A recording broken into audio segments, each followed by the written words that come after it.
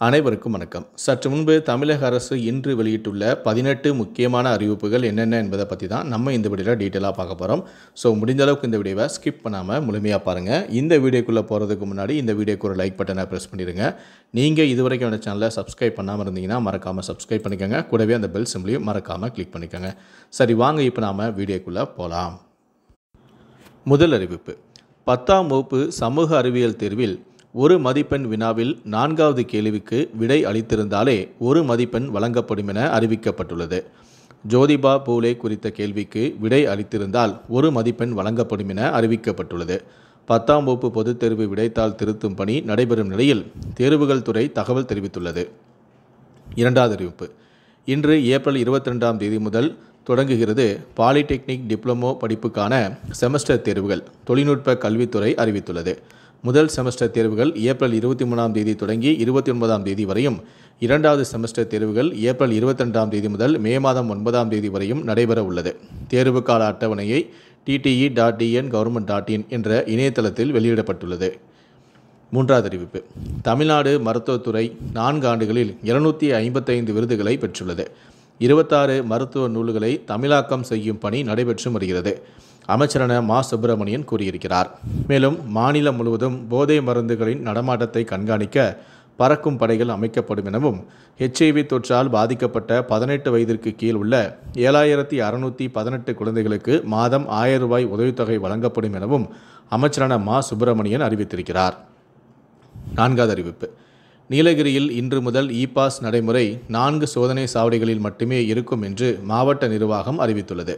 இன்று முதல் கல்லாறு, குஞ்சப்பனை, மசினகுடி, மேல்கூடலூர் ஆகிய 4 இடங்களில் மட்டுமே இ-பாஸ் நடைமுறை இருக்கும் எனவும், மொத்தம் நீலகிரி மாவட்ட எல்லையில் உள்ள 14 சோதனை சாவடிகள் வழியாக வாகனங்கள் அனுமதிக்கப்பட்டு வருகிறது எனவும் கூறப்பட்டுள்ளது.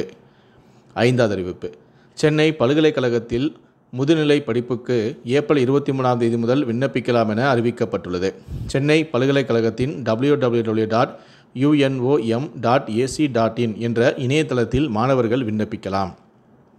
ஆறாவது அறிவிப்பு: மதுரை சித்திரை திருவிழாவில் வைகை ஆற்றில் கள்ளழகர் இறங்கும் நாளான மே மாதம் 12ஆம் தேதி உள்ளூர் விடுமுறை அறிவிக்கப்பட்டுள்ளது.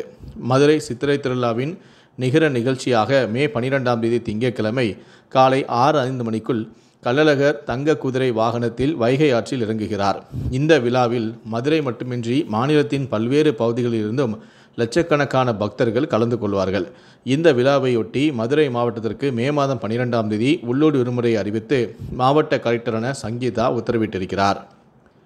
ஏழாவது அறிவிப்பு: தமிழ்நாட்டில் கடந்த 4 ஆண்டுகளில் 3500 புதிய பேருந்துகள் பயன்பாட்டிற்கு வந்துள்ளதாக சட்டப்பேரவையில் போக்குவரத்து துறை அமைச்சரான SS சிவசங்கர் தகவல் தெரிவித்தும் உள்ளார்.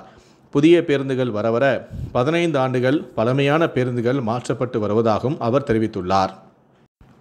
எட்டாவது அறிவிப்பு: தென்னிந்திய பகுதிகளில் மேல் வளிமண்டல கீழடுக்கு பகுதிகளில் கிழக்கு மற்றும் மேற்கு திசை காற்று சந்திக்கும் பகுதி நிலை கொண்டுள்ளதால் தமிழகத்தில் ஓரிரு இடங்களில் 26ஆம் தேதி வரை லேசான முதல் மிதமான மழை பெய்யும் என்று சென்னை வானிலை ஆய்வு மையம் தெரிவித்துள்ளது.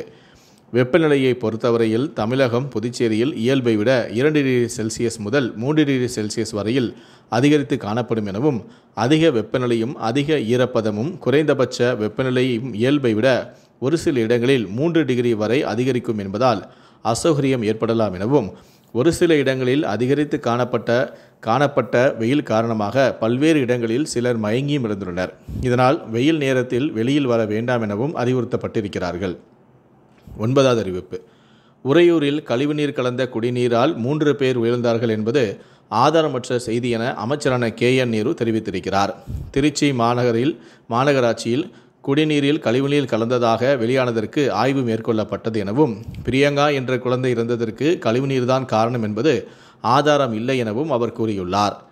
10வது அறிவிப்பு: அரசு ஊழியர்கள் புத்தகங்களை வெளியிடுவதற்கு முன்பு அரசின் அனுமதியை பெற வேண்டியது இருந்தது. தற்போது கலைஞர் நூற்றாண்டு விழாவை முன்னிட்டு இந்த விதியில் தமிழக அரசு சில திருத்தங்களையும் செய்துள்ளது. அதன்படி அரசு ஊழியர்கள் அரசின் செயல்பாடுகள் அல்லது கொள்கைகள் தொடர்பான புத்தகங்களை தவிர இலக்கியம், சிறுகதை, நாவல், நாடகம், கட்டுரை, கவிதை மற்றும் தொழில்முறை மற்றும் கல்வி சார்ந்த புத்தகங்களை எழுதி வெளியிடுவதற்கு முன்னரே அனுமதி பெற வேண்டியது இல்லை எனவும் தமிழக அரசு அறிவிப்பொன்றை வெளியிட்டுள்ளது. 11வது அறிவிப்பு: சென்னை மாநகர போக்குவரத்து கழக ஊழியர்கள் நேற்று முதல் கட்டாயமாக பயோமெட்ரிக் மூலம் வருகை பதிவு செய்ய வேண்டும் என மாநகர போக்குவரத்து கழகம் அறிவித்துள்ளது. மாநகர போக்குவரத்து கழகத்தின் தலைமை அலுவலகம், அனைத்து பணிமனைகள், தொழில் கூடங்கள் உள்ளிட்டவற்றில் பணிபுரியும் டிரைவர், கண்டக்டர், தொழில்நுட்ப பணியாளர்கள், அலுவலக பணியாளர்கள் உள்ளிட்டோர் பயோமெட்ரிக் மூலமாகவே வருகை பதிவு செய்ய வேண்டும் என மீண்டும் அறிவுறுத்தப்பட்டிருக்கிறார்கள். அதன்படி 21ஆம் தேதி திங்கட்கிழமை முதல் பயோமெட்ரிக் மூலம் பதிவு செய்யும் ஊழியர்களின் வருகை மட்டுமே கணக்கில் கொள்ளப்படும் எனவும் அதில் கூறப்பட்டுள்ளது. 12வது அறிவிப்பு. கூடலூர் எம்எல்ஏ தனது தொகுதியில் வேலைவாய்ப்பை உருவாக்க ஒரு சிறு தகவல் தொழில்நுட்ப பூங்காவை அமைக்க அரசு முன்வருமா என கேள்வி எழுப்பினார். இதற்கு பதிலளித்த அமைச்சரான PTR பழனிவேல் தியாகராஜன், தகவல் தொழில்நுட்பத்திற்கு நிதியும் இல்லை, அதிகாரமும் இல்லை என சட்டப்பேரவையில் பேசியிருப்பது பரபரப்பை ஏற்படுத்தியுள்ளது. யாரிடம் நிதியும் அதிகாரமும் இருக்கிறதோ அவரிடம் கேட்டால் செய்து தருவார் என பேசியிருக்கிறார். 13வது அறிவிப்பு. பெண்களுக்காக வழங்கப்பட்ட இளஞ்சிவப்பு ஆட்டோக்களை ஆண்கள் ஓட்டினால் RDO மூலமாக கடும் நடவடிக்கை எடுக்கப்படும் என சமூக நலத்துறை அதிகாரிகள் எச்சரிக்கை விடுத்துள்ளனர். சமூக நலத்துறை அதிகாரிகள் மேற்கொண்ட சோதனையில் மாநகரில் சிலர் இளஞ்சிவப்பு ஆட்டோவை ஆண்கள் ஓட்டுவது கண்டறியப்பட்டது. மேலும் அவர்களிடம் அதிகாரிகள் நடத்திய விசாரணையில் உடல்நலக்குறைவு காரணமாக பெண் பயனாளிகள் ஆட்டோக்களை ஓட்டாத நாட்களில் அவர்களது கணவர் அல்லது உறவினர்கள் ஓட்டியது தெரிய வந்துள்ளது. இதனால் இந்த கடுமையான எச்சரிக்கையும் இடப்பட்டுள்ளது. 14வது அறிவிப்பு. 2000க்கும் மேற்பட்ட UPI பரிவர்த்தனைக்கு GST விதிக்கப்பட உள்ளதாக வெளியான தகவலுக்கு ஒன்றிய அரசு மறுப்பு தெரிவித்தும் உள்ளது. UPI பரிவர்த்தனைக்கு GST விதிப்பது இது தொடர்பாக எந்த பரிசீலனையும் இல்லை என்றும், UPI பரிவர்த்தனைக்கு GST விதிக்கப்பட உள்ளதாக பரவும் தகவல் பொய்யானது எனவும் ஒன்றிய அரசு தெரிவித்துள்ளது. 15வது அறிவிப்பு. மூலிகை அழகு சாதன பொருட்கள், தோல் பராமரிப்பு பொருட்கள் தயாரித்தல் தொடர்பான பயிற்சி வகுப்பானது தமிழக அரசு சார்பில் இலவசமாக நடைபெற உள்ளது. சென்னையில் வரும் 22/4/2025 முதல் 24/4/2025 தேதி வரை காலை 10 மணி முதல் மாலை 5 மணி வரை நடைபெற உள்ளது. இந்த பயிற்சியில் தேங்காய் எண்ணெய் சோப்பு, மூலிகை சோப்பு, ஆயுர்வேத சோப்பு, முடி வளரும் எண்ணெய், முடி வளரும் ஷாம்பு, ஃபேஸ் வாஷ் ஜெல்லு, கை கழுவும் திரவம் மற்றும் பயிற்சி வழிமுறைகளுடன் சுயமாக தொழில் தொடங்குவதற்கு இந்த பயிற்சி மிகவும் பயனுள்ளதாக இருக்கும் எனவும் கூறப்பட்டுள்ளது. 16வது அறிவிப்பு. தமிழக அரசின் தொழில் முனைவோர் மேம்பாடு மற்றும் புத்தாக்க நிறுவனம் சார்பில் சென்னையில் சொந்தமாக யூடியூப் சேனலை உருவாக்குதல் தொடர்பான பயிற்சியானது இன்று 22/4/2025 முதல் 24/4/2025 வரை 3 நாட்கள் காலை 10 மணி முதல் மாலை 5 மணி வரை இந்த நிறுவன வளாகத்தில் நடைபெற உள்ளது.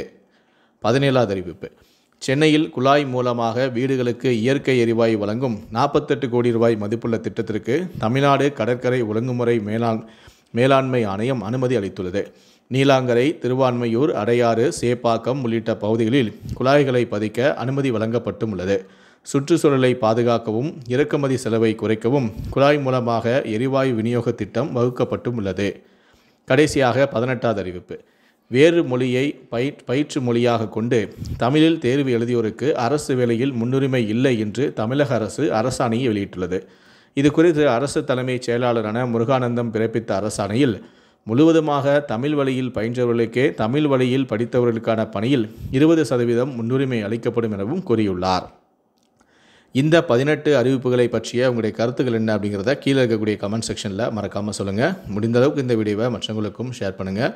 மேலும் இது போன்ற பல வீடியோக்களை பார்க்கணும் அப்படின்னு நினச்சிங்கன்னா மறக்காமல் என்ன சொல்லுங்கள், சப்ஸ்கிரைப் பண்ணுங்கள். கூடவே அந்த பெல் சிம்லையும் மறக்காமல் கிளிக் பண்ணுங்கள். நன்றி, வணக்கம்.